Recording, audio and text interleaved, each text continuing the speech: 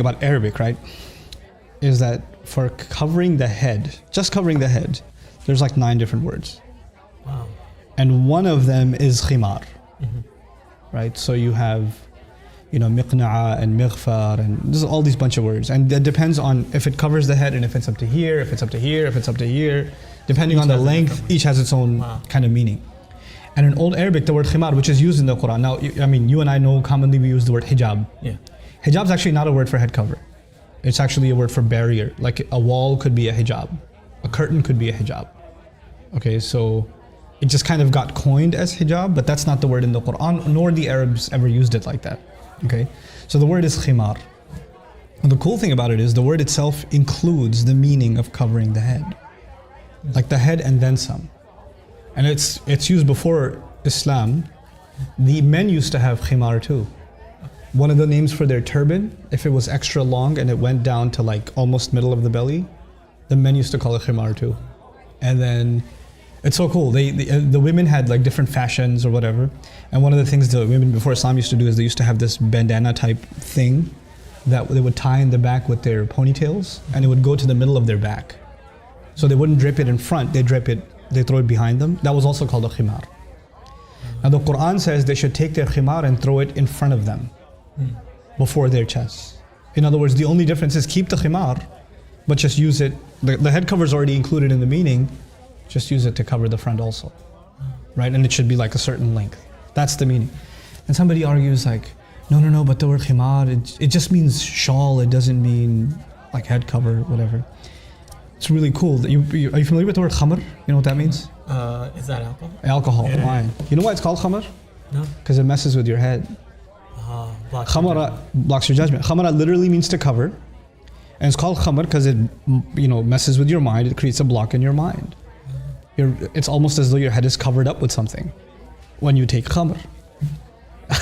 It's like it's part of the meaning of the word. We're not even talking about the Islamic meaning. We're talking about Arabic itself. Back in the day, they'd see some horses are funny colors, like from the neck onwards it's white and the rest of it's brown or something like that. They would say that horse is mutakhammir. It's like it has a khimar on. So, like, how are you going to explain that as the horses don't have shawls on? Yeah. It's just the length. It's just a length, and it's covering its head, and it's up to its neck and all the way down. So that's why they're calling it a khimar. So like it's already in the language, but it's so unfortunate that when they say, okay, they should draw their veils over their chest. That's what some translations say, draw the veils over the chest. Well, a veil could be a shawl, it could be any kind of cloth. And it doesn't really include head covering, right? But the Arabic word does. And so I feel like a lot of this confusion comes because people don't pay attention enough to the original language, and how a lot of translations, they oversimplify the issue and we start coming to drastic conclusions. But I think that even if you talk about all of this, like somebody gets upset and says, who are you to tell me that I have to wear this or that? I'm not anybody to tell you anything. But what I'd like to, at least for people to know is, okay, here's what the word is in the Quran and here's what it means and here's how we can understand it. If you think there's better evidence, if you think there's another meaning in Arabic, then maybe you should tell me about it. So, I don't know. As if the masculine, which includes the feminine, wasn't enough, tell the believing women they better lower their eyes too, because there's something about their eyes. وَيَحْفَظْنَ فُرُوجَهُنَّ, and they better guard their privates. وَلَا يُبْدِينَ زِينَتَهُنَّ, and they better not look extra beautiful, they better not expose their beauty. In other words, they shouldn't be out of their way, gaudy and attention grabbing. They shouldn't have the kind of earrings that sound like chains rattling every time they take a step. Shing, shing, so that people from far away can be like, what's that? Oh. يُبْدِينَ زِينَتَهُنَّ. They should not wear tight clothing. They shouldn't, these are general guidelines. They shouldn't expose the beauty that Allah has given them to just anybody. They shouldn't do that. They shouldn't douse themselves and dip their face in makeup. They shouldn't do it. لا يبدين زينتهن إلا ما ظهر منها, except for what's obvious. Okay, she's tall, she can't make herself short. She's prominent, she sticks out, she's like 6 feet tall. Like, what are you going to do about that? It's obvious, you can't help that. She's skinny, the other one's heavy set. You can't change that.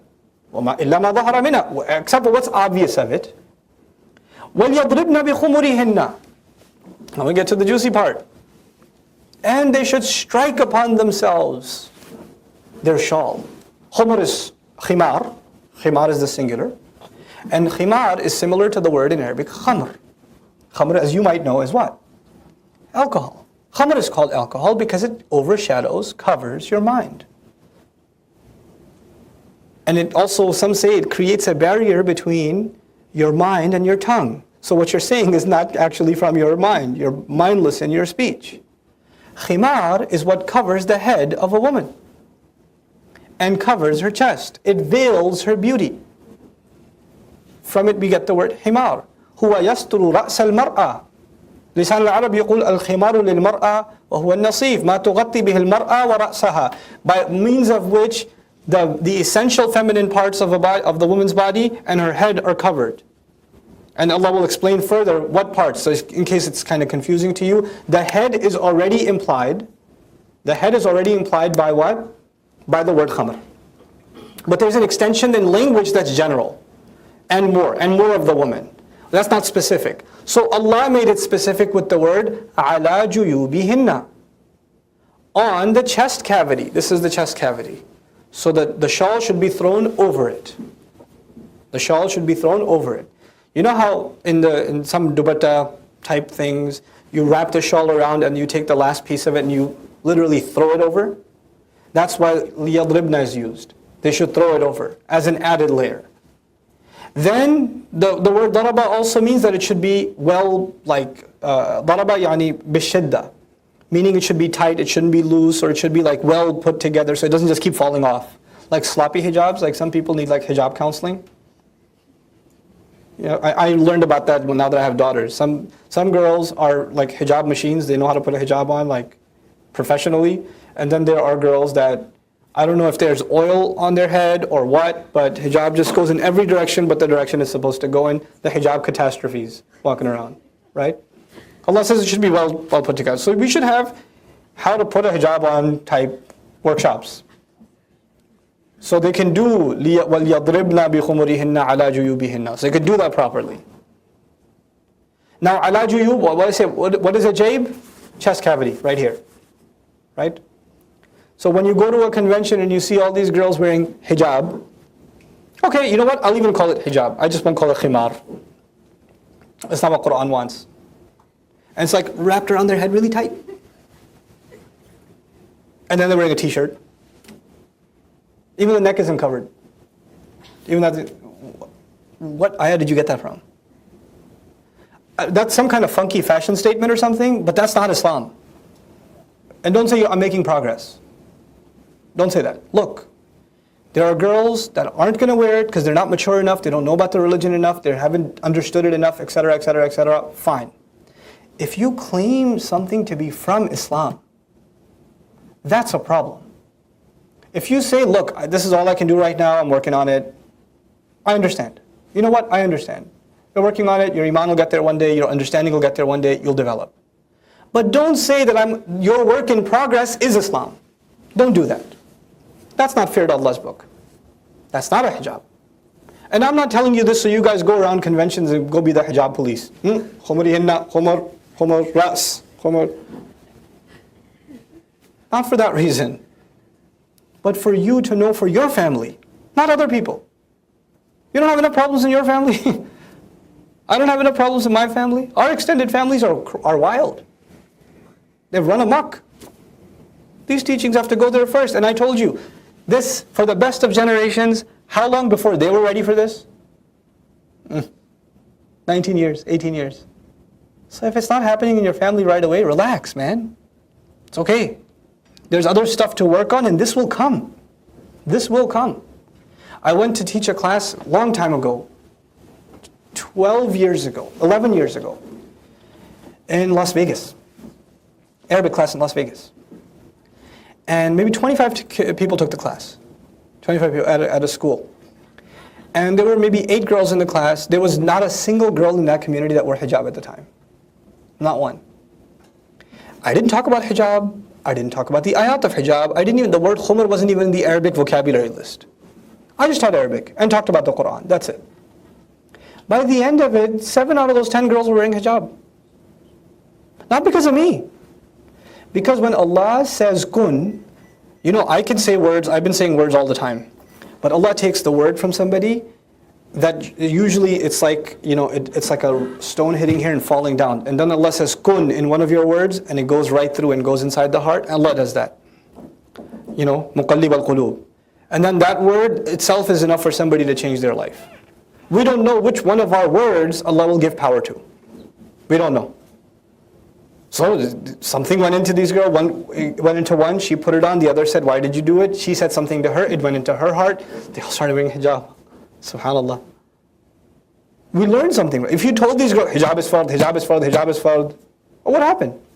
Nothing. Okay, yeah, now I feel worse about myself, but you know, that's about all that happened. And you know, the other thing that happens, if you keep pushing it down people's throats, an allergic reaction happens. A reform movement happens that says, no, this orthodox interpretation of Islam is wrong. This is all set for a given time. We have to reinterpret these values. I'm done feeling bad. Let's feel good by reinterpreting the religion and saying, we're not violating it, you are. You're the narrow-minded ones that don't understand it. That is a byproduct of us shoving these things down people's throat without understanding how deen is taught. So don't blame the progressives and these other movements for what they're saying. They're just a natural consequence of our immature behavior. It's a byproduct. To drop something down, to bring something down. It's the image of somebody putting on a garment, and when they put it on, it drops. You know how you put a shirt on and it drops on your body? It drops. This is adna, it's dropping. Now somebody puts on a long dress, they put it over themselves, and as they put it on, it drops, it drapes over. This is from the word idna. So whatever Allah is talking about, whatever kind of garment Allah is talking about, number one, isn't tight. Why can't it be tight? Because if it's tight, it doesn't drop. It doesn't drop on its own. Two, it's loose in the sense that it's not one piece, or it's not multiple pieces, it's one piece that falls. It just falls over. Now, yudnina, let's talk about alayhinna. They should drop whatever this garment is over themselves. So the garment is coming from above. One part of it has to be above. Alay, now it gets to the head. Now, the head covering specifically has already been mentioned where? Surah An-Nur. The head covering has already been mentioned. What's supposed to be covered? And there what was highlighted is the hair shouldn't show. That was the first thing. And the second thing was that the chest should be covered in a loose way, so it's drawn over. So whatever a woman's wearing, her hijab falls over her chest, and it's, the jayb was mentioned there. Okay? Now, yudnina alayhinna, they should veil over themselves, draw over themselves, min jalabibihinna. Jalbab, yani a large cloth. Khimar is a larger cloth too. Khimar is up to, you could say if you were putting a khimar on, it would cover almost up to your belly. That would be a khimar. If you were putting on a jalbab, it would cover from head to toe. That large garment would be head to toe. And that's kind of in different cultures in the Islamic world, this manifested in different ways, right? So there's the hijab piece, and there's the jalbab piece. Then there is the rocket ship thing, right? Some cultures have like the whole thing in one drop, and there's this thing for the eyes, right? That's their variation of jalbab. There's a lot of commentary about this ayah and what it means, okay? So you'll find a huge variation even among the Sahaba on how to interpret this ayah. What does it mean to wear jalbab? And you guys know jalbabs now because they're selling in every Islamic store and online and jalbab fashions, etc., etc. If your jalbab is tight and it takes you a while to put it down, it's not a jalbab. That's one thing that's already clear now. So it has to be loose. The second thing is it covers, it's the entire body. It's dropping over, it's draping over the entire body. Now, how did that, again, I can't have a fiqh conversation with you, that's for fuqaha or people that study fiqh in depth. But I can share with you some opinions of the Sahaba. Like for example, some Sahaba that used to be from the people of the book. My wife, before I married her, 6 months before I married her, started wearing niqab. And we were engaged at the time and she just started wearing niqab. I was like, whoa, where did that come from? What was that? So I wanted to research the subject for myself. And she was researching it herself too. She was contemplating it for some time. And whatever research I did and she did at the time, this is research that's what, 13 years ago? 14 years ago? So it's pretty old research. It's not new stuff. and to whatever resources I had access to, we were convinced that the niqab is in fact part of our religion. It's not something that's just cultural, that it is found in the Salaf and it's found even among the Ummahatul Mu'mineen. But at least for our family, we consider it mustahab. It's not something that I say is mandatory on my wife. That we consider it something optional and preferred if she wants to. But she's not sinful if she doesn't do it. So it's entirely her choice. So that's at least the conclusion we reached. And then nowadays it's become this huge controversy and some people are like completely, it's fard. And I respect that opinion. That opinion exists and I respect it. Because these are not like just some random person just saying it's mandatory because I don't like women type thing. These are like female scholars too on that position. And then you have scholars that say that it's entirely cultural and it's not necessarily what you can conclude from the ayah. There's room to say that. There's room to say. But if you take all the tradition into consideration, at least from our limited analysis, it's part of the religion, but it's not at the crux of the religion. Meaning it's not something that it's a make or break and you didn't meet the condition of the ayah. Yudnina min jalabibihinna. So what does it amount to then? The modern day rendition of the jalbab could be like a loose overcoat. It could be a longer dress. And then fuqaha disagreed about how high it should be and like for Imam Shafi'i rahimahullah, can it be two pieces? It's okay is it to have an equivalent of two pieces? And it manifested in different ways. For example, in India, the shawar qameez is basically a Muslim thing. And the way it manifests, there was shawar, there was qameez, and in Urdu they say chadar, right? So the women traditionally wore the shawar qameez, which was clothing, then a layer, and then the sheet wasn't small. You could feed 20 people in that chadar. Right? And they would have that over, and that was their jalbab. And that serves as jalbab because it is the outer garment. And that's the thing, you already have clothes on, and then on top of that there's a layer, that's called jalbab. It's the outer layer, it's the over layer on top of your actual clothing. So yudnina alayhinna min jalabibihinna. Dhalika adna an yu'rafna, that is closer, or that is more, that's better, closer here means better, an yu'rafna, that they be known. That they be recognized, meaning they be recognized as Muslims. فَلَا يُؤْذَيْنَا, so they wouldn't be caused harm. Because when you realize they're Muslim, you're not going to mess with them. You're going to understand these are women that observe the laws of Islam, and which are rooted in modesty. فَلَا يُؤْذَيْنَا وَكَانَ اللَّهُ غَفُورًا رَحِيمًا, and Allah has always been extremely merciful, always forgiving. One more thing I want to say here.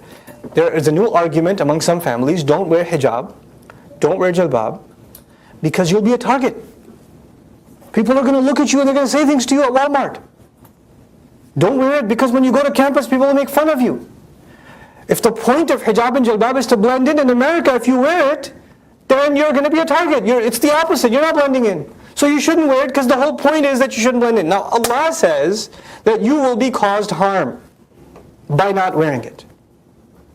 Now it's the passive form. Allah didn't say, فَلَا يُؤْذِيهِنَّ النَّاسُ. So people cause them harm. No, Allah didn't say that. Allah said, so they may not be harmed. They may not be hurt. In other words, the hurt, the harm, isn't just restricted to what people might say. The hurt can be of a spiritual form.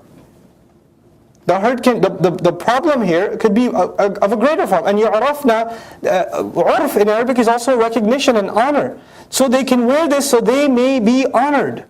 Honored by who, you ask? Honored by Allah Azza wa Jal. Allah would honor them. This is Allah's urf to them. Urf is a recognition and honor. So the argument that people might say something, you have to compare what people says with what Allah says. People might harm you. Allah says, no, I will be hurt if I take it off. So whether people hurt me or not, hurt will come to me. Pain will come to me if I don't observe it. Now, I'm not trying to be insensitive to girls that are struggling. My younger sisters, my older sisters, my mothers, my sisters that aren't wearing hijab and jalbab. I'm not knocking on them. It's a struggle. Just last night, I was at a restaurant with some friends, and they were on the table next to us. There were two girls. I didn't even know they were Muslim. They told me about the two guys, overheard their conversation. One was telling the other, you should try hijab. I'm going to try it too. I tried it before, but I took it off. I didn't, people were too judgmental or whatever. But, really, it's the month of Ramadan. If we're ever going to try, we should try now. And they're discussing this over hookah. Like afra. And then she says to the other, hey, let's go to the masjid. And they just went to the masjid. I have a jalbab in my car. You can't judge people. You don't know what people are going through. You don't know what their backgrounds are. You don't know what they've been exposed to before. So because the ayah says this, you don't take this ayah, make a poster out of it, then roll it up and slap people on the head with it whenever you see them not wearing it. That's not what the point is. The law is the law is the law. I can't give you a watered down version of what Allah says to make you feel better. I can't do that. But at the same time, I can't judge you either. We have to be true to what the text says, and we have to be courteous to people's situations. If somebody's struggling with it, if somebody hasn't come to understand it yet, if somebody says, I want to do my own research and make my own conclusions, we have to respect that. If somebody hasn't seen it, they felt the need for it in their heart, then these ayat, they're not going to change that.